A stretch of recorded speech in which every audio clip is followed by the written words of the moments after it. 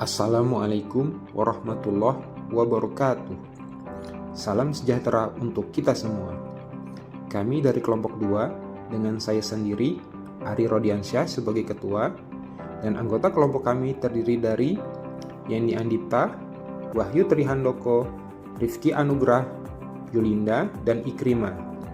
Pada kesempatan ini, kami akan menyampaikan presentasi mengenai model proses perencanaan studi kasus program peningkatan kualitas rumah tidak layak huni atau RTLH di Kabupaten Banyuasin. Presentasi ini merupakan tugas besar dalam mata kuliah perencanaan pembangunan daerah pada program Magister Teknik Universitas Bandar Lampung. Melalui presentasi ini, kami berharap dapat memberikan gambaran yang jelas dan komprehensif mengenai langkah-langkah perencanaan yang telah kami pelajari dan bagaimana implementasinya dapat meningkatkan kualitas hidup masyarakat di Kabupaten Banyuasin. Selamat menyaksikan, dan semoga apa yang kami sampaikan dapat bermanfaat bagi kita semua. Gambaran umum Kabupaten Banyuasin. Banyuasin merupakan salah satu kabupaten di Provinsi Sumatera Selatan yang memiliki luas wilayah yang cukup besar dan meliputi berbagai macam kondisi geografis mulai dari dataran rendah, perairan hingga perbukitan. Memiliki jumlah 21 kecamatan yang terbagi menjadi 288 desa dan 16 kelurahan. Sebagian besar penduduknya bekerja pada sektor pertanian, perikanan, dan perkebunan. Meskipun sektor-sektor ini merupakan tulang punggung ekonomi daerah, tingkat kesejahteraan masyarakat masih perlu ditingkatkan. Salah satu indikator kesejahteraan yang masih menjadi tantangan adalah kondisi perumahan yang layak huni. Berdasarkan data dari Dinas Perumahan dan Permukiman Kabupaten Banyuasin, masih banyak rumah yang tidak layak huni tersebar di berbagai kecamatan. Rumah tidak layak huni ini memiliki berbagai masalah yang menimbulkan efek buruk bagi kesehatan maupun kondisi sosial ekonomi. Diagnosa masalah. Diagnosa masalah dilakukan untuk mengidentifikasi berbagai isu mendasar terkait rumah tidak layak huni yang masih banyak tersebar di berbagai wilayah di Kabupaten Banyuasin. Identifikasi masalah ini akan menjadi fokus utama dalam upaya penyelesaian. Adapun permasalahan rumah tidak layak huni di Kabupaten Banyuasin adalah sebagai berikut. Yang pertama, kondisi perumahan yang tidak layak. Banyak rumah di Kabupaten Banyuasin yang memiliki struktur bangunan yang tidak kokoh dan tidak memenuhi standar keselamatan. Material bangunan yang digunakan seringkali berkualitas rendah atau tidak sesuai standar. Banyak rumah yang tidak memiliki ventilasi dan pencahayaan yang memadai, yang dapat menyebabkan masalah kesehatan seperti penyakit pernapasan dan kurangnya sirkulasi udara segar. Kurangnya akses terhadap sanitasi yang baik dan air bersih masih menjadi masalah utama. Banyak rumah tidak memiliki fasilitas MCK yang layak. Yang kedua, keterbatasan ekonomi. Sebagian besar penduduk yang membutuhkan bantuan perumahan adalah masyarakat berpenghasilan rendah yang kesulitan memenuhi kebutuhan dasar mereka, termasuk memperbaiki atau membangun rumah yang layak. Harga material bangunan dan biaya tenaga kerja yang tinggi membuat masyarakat sulit untuk membangun atau memperbaiki rumah mereka sendiri tanpa bantuan eksternal. Yang ketiga, kepatuhan terhadap regulasi dan standar. Banyak masyarakat yang belum sepenuhnya memahami atau mematuhi standar bangunan yang ditetapkan oleh pemerintah, sehingga rumah yang dibangun seringkali tidak memenuhi kriteria layak huni. Proses perizinan yang rumit dan birokrasi yang panjang seringkali menjadi hambatan dalam pelaksanaan program bantuan perumahan. Keempat, dampak sosial dan ekonomi. Rumah yang tidak aman dan tidak nyaman mempengaruhi kesejahteraan psikologis penghuni, meningkatkan tingkat stres dan mengurangi kualitas hidup secara keseluruhan. Secara ekonomi, keluarga yang tinggal di rumah tidak layak huni seringkali harus mengeluarkan biaya tambahan untuk perbaikan sementara, yang membebani anggaran rumah tangga mereka. Yang kelima, kesenjangan penanganan. Meskipun sudah ada upaya untuk menangani masalah rumah tidak layak huni, penanganan yang dilakukan masih sangat terbatas. Dari 43.962 unit rumah yang dikategorikan tidak layak huni, hanya 3.824 unit yang telah diperbaiki di tahun 2020. Hal ini menunjukkan bahwa masih ada kesenjangan yang cukup besar dalam penanganan masalah ini. Keterbatasan anggaran, sumber daya, dan kapasitas operasional menjadi hambatan utama dalam skala perbaikan yang dapat dilakukan. Perumusan tujuan. Perumusan tujuan dari program peningkatan kualitas rumah tidak layak huni di Kabupaten Banyuasin adalah 1. Meningkatkan kualitas perumahan. Perbaikan kondisi fisik rumah. Membantu masyarakat memperbaiki atau membangun rumah yang memenuhi standar layak huni, baik dari segi konstruksi, sanitasi maupun ventilasi. Penyediaan sarana dan prasarana. Memastikan rumah yang dibangun atau diperbaiki memiliki akses ke sarana dasar seperti air bersih, sanitasi yang baik, dan listrik. 2. Mengurangi jumlah rumah tidak layak huni. Identifikasi dan intervensi.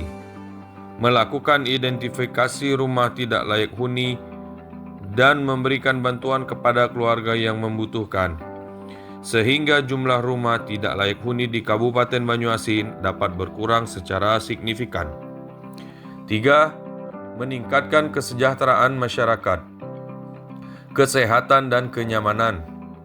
Meningkatkan kondisi kesehatan dan kenyamanan bagi penghuni rumah melalui perbaikan kualitas perumahan, produktivitas dan kualitas hidup. Memberikan dampak positif terhadap produktivitas dan kualitas hidup bagi masyarakat dengan menyediakan tempat tinggal yang lebih baik. 4. Memberdayakan masyarakat. Partisipasi aktif. Mendorong partisipasi aktif masyarakat dalam proses pembangunan atau perbaikan rumah mereka sendiri, sehingga mereka merasa memiliki dan bertanggung jawab atas rumah yang mereka tinggali. Peningkatan kapasitas. Melalui pelatihan dan pendampingan teknis, meningkatkan kapasitas masyarakat dalam melakukan perbaikan rumah dan memelihara lingkungan tempat tinggal mereka. 5. Mendorong swadaya dan kemandirian. Konsep swadaya. Menerapkan konsep swadaya dalam perbaikan rumah, di mana masyarakat diberikan bantuan stimulan untuk membangun atau memperbaiki rumah dengan upaya mereka sendiri. Kemandirian masyarakat. Mendorong masyarakat untuk mandiri dalam meningkatkan kualitas perumahan mereka dengan menggunakan sumber daya yang ada. 3. Perkiraan dan proyeksi. Skala perbaikan rumah tidak layak huni. Pada tahun 2019, terdapat 43.962 unit rumah yang dikategorikan sebagai rumah tidak layak huni di Kabupaten Banyuasin. Program ini bertujuan untuk memperbaiki rumah-rumah tersebut secara bertahap. Proyeksi jangka pendek, yaitu 5 tahun, dan jangka panjang 10 tahun, dirancang untuk memberikan gambaran yang jelas mengenai target perbaikan. Untuk proyeksi jangka pendek 5 tahun, dalam 5 tahun pertama, program menargetkan perbaikan 20% dari total rumah tidak layak huni, yaitu sekitar 8.792 unit rumah. Dengan asumsi, perbaikan merata setiap tahun, ini berarti sekitar 1.758 rumah akan diperbaiki setiap tahun. Untuk proyeksi jangka panjang, yaitu 10 tahun, dalam 10 tahun, program menargetkan perbaikan 50% dari total rumah tidak layak huni, yaitu sekitar 21.981 unit rumah. Dengan asumsi perbaikan merata setiap tahun, ini berarti sekitar 2.198 rumah akan diperbaiki setiap tahun pada 5 tahun kedua. Anggaran dan sumber pendanaan. Untuk mencapai target tersebut diperlukan perkiraan anggaran yang realistis. Berdasarkan estimasi biaya perbaikan rata-rata per rumah yang mencakup bahan bangunan, tenaga kerja, dan biaya operasional, proyeksi anggaran total dapat dihitung. Pertama, estimasi biaya per rumah. Jika biaya perbaikan rata-rata adalah 20 juta rupiah per rumah, maka untuk tahun pertama diperlukan anggaran sebesar 35,16 miliar rupiah. Kemudian total anggaran jangka pendek, yaitu selama 5 tahun. Untuk 5 tahun pertama, total anggaran yang dibutuhkan adalah sekitar 175,84 miliar rupiah atau setara dengan 8.792 rumah dikali 20 juta rupiah. Total anggaran jangka panjang 10 tahun. Untuk 10 tahun total anggaran yang dibutuhkan adalah sekitar 439,62 miliar rupiah yang setara dengan 21.981 rumah dikali 20 juta rupiah. Sumber pendanaan, anggaran ini diharapkan berasal dari berbagai sumber, termasuk anggaran pemerintah daerah, alokasi dana dari APBD Kabupaten Banyuasin, dana bantuan pemerintah pusat, dukungan dari program nasional yang fokus pada perumahan, kemitraan swasta, kerjasama dengan perusahaan melalui program CSR atau Corporate Social Responsibility, kemudian bantuan lembaga internasional dan non-governmental organization atau NGOs, hibah dan bantuan teknis dari lembaga-lembaga internasional dan NGOs yang fokus pada perbaikan perumahan dan kesejahteraan masyarakat. Dampak jangka pendek dan jangka panjang. Perbaikan rumah tidak layak huni akan memberikan berbagai dampak positif baik dalam jangka pendek maupun jangka panjang. Untuk dampak jangka pendek yaitu peningkatan kesehatan, perbaikan sanitasi dan ventilasi akan mengurangi risiko penyakit menular dan meningkatkan kesehatan masyarakat. Pengurangan stres dan peningkatan kesejahteraan psikologis. Rumah yang aman dan nyaman akan mengurangi tingkat stres dan meningkatkan kesejahteraan psikologis penghuni. Peningkatan ekonomi lokal.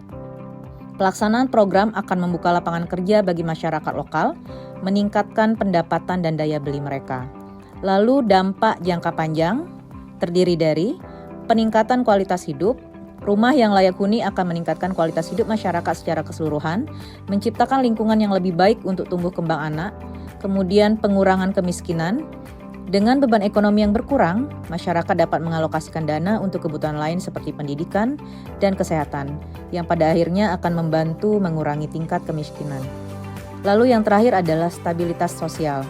Lingkungan yang lebih baik dan kondisi perumahan yang layak akan berkontribusi pada stabilitas sosial dan harmoni komunitas. Pengembangan alternatif. 1. Bantuan langsung kepada penghuni. Bantuan ini dapat berupa dana tunai atau subsidi untuk membeli bahan bangunan dan menyewa tenaga kerja lokal. Keuntungan dari pendekatan ini adalah memberikan penghuni kontrol penuh atas perbaikan rumah mereka, sehingga memungkinkan adaptasi yang lebih baik terhadap kebutuhan dan preferensi individu. 2. Program bantuan bahan bangunan. Pemerintah daerah dapat menyediakan material bangunan seperti bata, semen, dan besi beton dengan harga yang lebih murah atau bahkan gratis kepada masyarakat yang membutuhkan. Pendekatan ini dapat membantu mengurangi beban finansial bagi penghuni rumah yang mungkin tidak mampu membeli material sendiri. 3. Kemitraan dengan swasta. Pemerintah daerah dapat menjalin kemitraan dengan perusahaan-perusahaan swasta, terutama yang memiliki program Corporate Social Responsibility atau CSR yang berfokus pada pembangunan masyarakat. Perusahaan-perusahaan ini dapat memberikan dukungan finansial atau dalam bentuk material bangunan untuk membantu melaksanakan program perbaikan rumah tidak layak huni. Dalam pertukaran, perusahaan dapat memperoleh pengakuan dan citra positif di komunitas setempat. 4. Program Kredit Perumahan Rakyat atau KPR suku bunga rendah. Pemerintah daerah dapat bekerja sama dengan lembaga keuangan untuk menyediakan program KPR dengan suku bunga rendah atau subsidi kepada masyarakat yang membutuhkan untuk memperbaiki rumah mereka. Sementara, pembayaran kembali dapat dilakukan secara berkala sesuai kemampuan finansial mereka. 5. Program pengelolaan sampah dan lingkungan. Alternatif ini mencakup pengembangan program yang tidak hanya fokus pada perbaikan rumah, tetapi juga pada pengelolaan sampah dan lingkungan secara menyeluruh.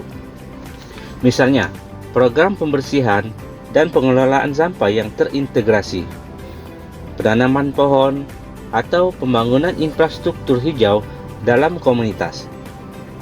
Hal ini akan membantu menciptakan lingkungan yang lebih sehat dan berkelanjutan bagi masyarakat.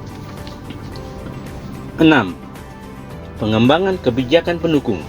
Pemerintah daerah dapat mengembangkan kebijakan dan regulasi yang mendukung program perbaikan rumah tidak layak huni, seperti pemberian insentif pajak bagi perusahaan yang berpartisipasi dalam program CSR untuk pembangunan masyarakat atau penyediaan lahan untuk pembangunan perumahan yang terjangkau bagi masyarakat berpenghasilan rendah. 5. Analisa fisabilitas. 1. Kelayakan finansial. Sumber dana. Untuk memastikan keberlanjutan program, penting untuk mendiversifikasi sumber dana.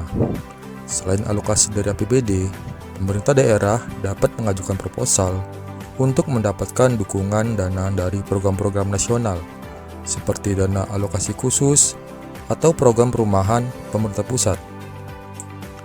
Kementerian dengan sektor swasta juga dapat menjadi sumber pendanaan yang potensial, terutama melalui program CSR perusahaan yang memiliki kepentingan terhadap pembangunan komunitas lokal.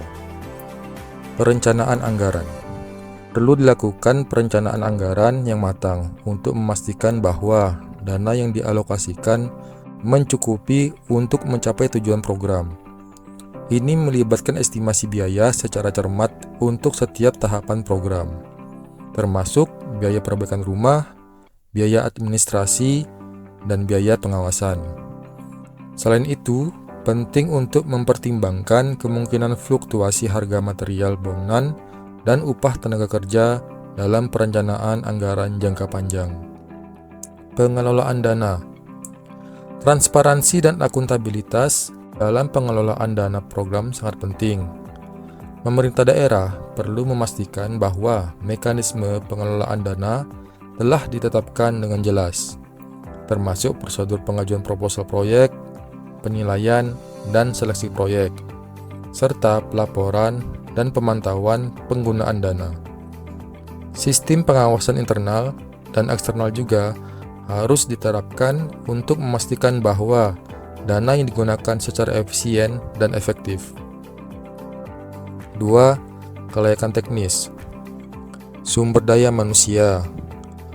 Program ini membutuhkan tenaga kerja yang terlatih dalam berbagai bidang, termasuk teknisi, konstruksi, insinyur sipil, arsitek, dan tenaga administrasi. Pemerintah daerah perlu memastikan bahwa sumber daya manusia yang tersedia memiliki keterampilan dan pengetahuan yang cukup untuk melaksanakan program ini dengan baik. Pelatihan dan pengembangan kemampuan dapat diberikan kepada personil yang terlibat dalam program. Sumber daya material. Ketersediaan material bangunan yang berkualitas dan terjangkau sangat penting dalam pelaksanaan program ini.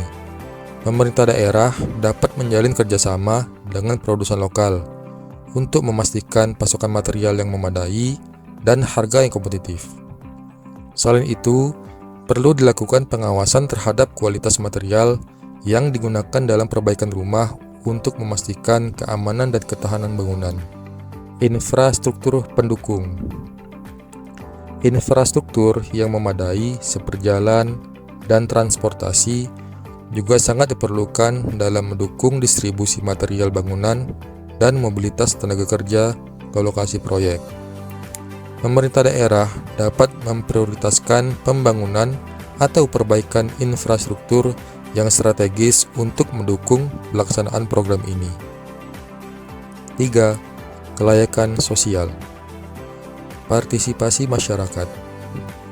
Partisipasi aktif masyarakat dalam semua tahapan program, mulai dari perencanaan hingga pelaksanaan dan pemantauan, dapat meningkatkan efektivitas dan keberlanjutan program.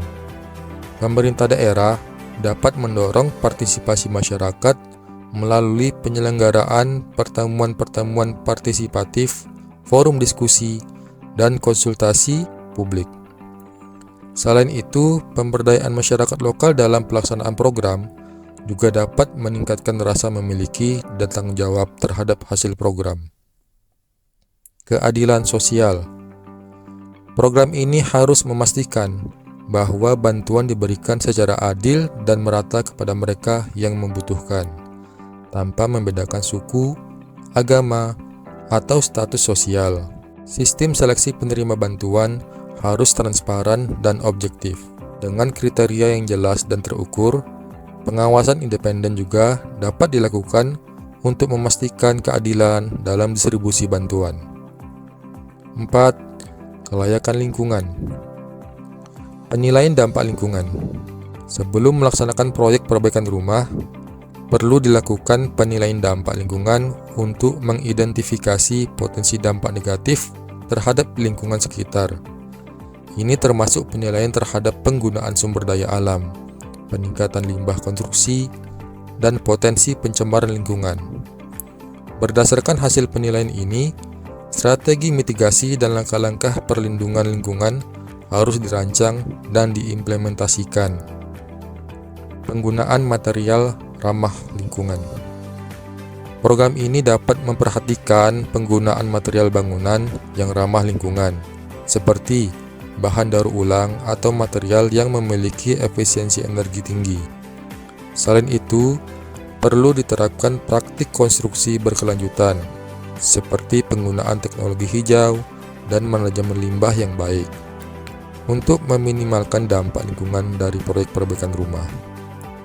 Konservasi sumber daya alam. Program ini dapat memberikan kontribusi positif terhadap konservasi sumber daya alam dengan memperbaiki rumah yang sudah ada daripada membangun rumah baru. Hal ini dapat mengurangi konversi lahan dan deforestasi, serta meminimalkan penggunaan sumber daya alam yang berharga. Evaluasi.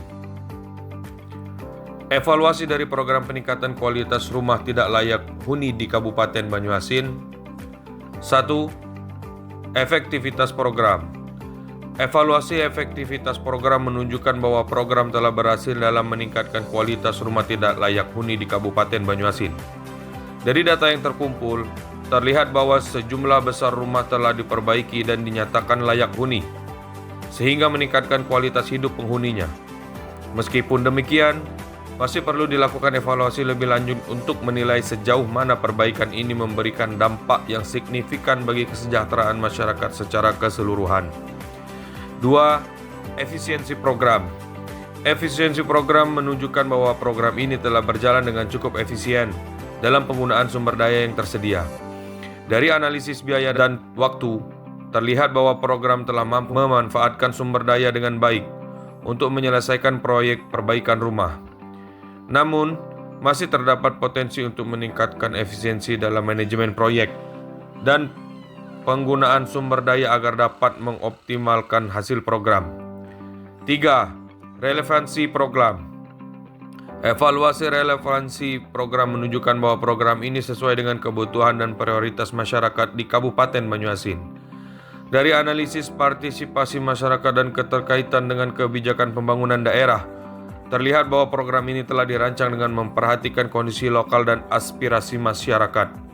Program ini memberikan solusi yang relevan terhadap masyarakat perumahan tidak layak huni yang dihadapi oleh masyarakat. 4. Keberlanjutan program.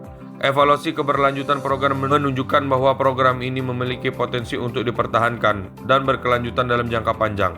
Dari analisis sumber daya yang dibutuhkan dan dukungan dari pemerintah daerah dan masyarakat, terlihat bahwa program ini memiliki landasan yang kuat untuk berlanjut di masa depan. Namun, masih perlu dilakukan langkah-langkah strategis untuk memastikan keberlanjutan program, termasuk pengembangan kebijakan dan pembiayaan yang mendukung. 5. Dampak sosial dan lingkungan. Evaluasi dampak sosial dan lingkungan menunjukkan bahwa program ini memberikan kontribusi positif terhadap peningkatan kesejahteraan masyarakat dan pelestarian lingkungan hidup. Dari analisis perubahan sosial dan ekonomi serta kondisi lingkungan, terlihat bahwa program ini telah memberikan manfaat yang signifikan bagi masyarakat dan lingkungan sekitar. Pelaksanaan. Kebijakan pemerintah. Pemerintah Indonesia melalui Kementerian Pekerjaan Umum dan Perumahan Rakyat atau PUPR meluncurkan program untuk meningkatkan kualitas perumahan masyarakat, yaitu Program Bantuan Stimulan Perumahan Swadaya atau BSPS.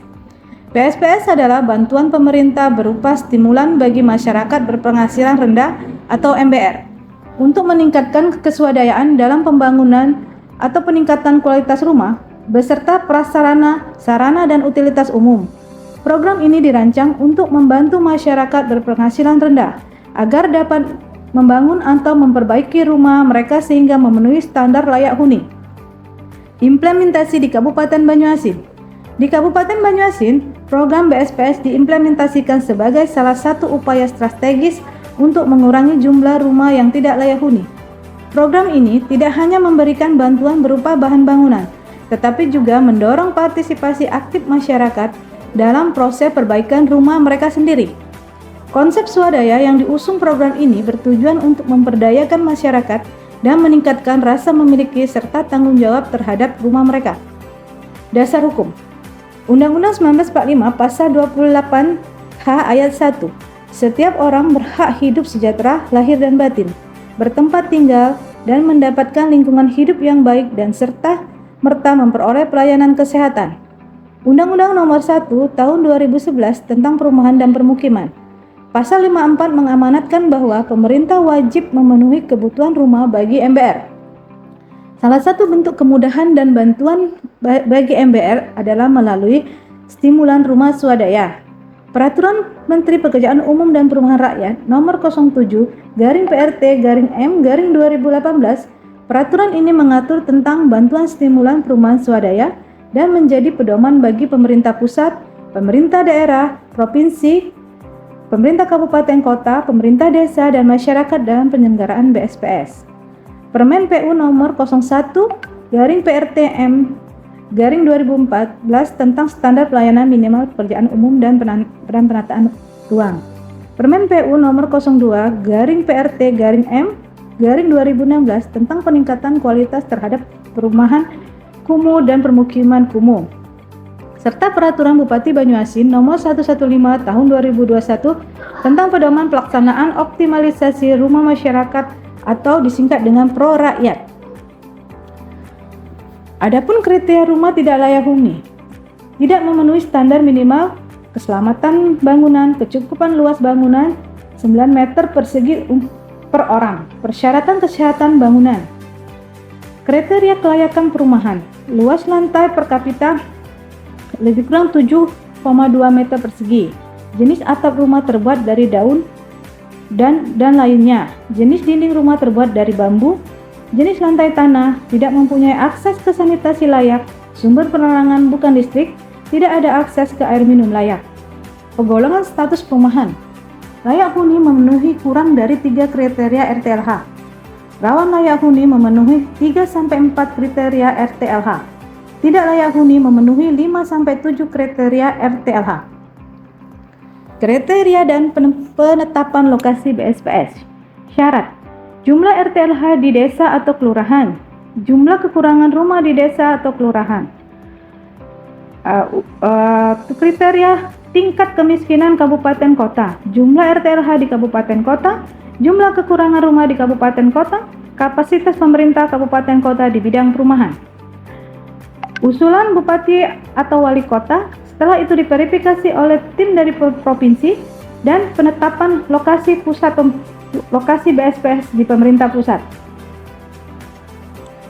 Program prioritas, Direktif Presiden, Program Prioritas Kemenpu, usulan ke lembaga tinggi negara, kegiatan berdasarkan nota kesepahaman dan perjanjian kerjasama. Adapun jumlah RTLH di Kabupaten Banyuasin. Jumlah backlog di Kabupaten Banyuasin sekitar 22.048.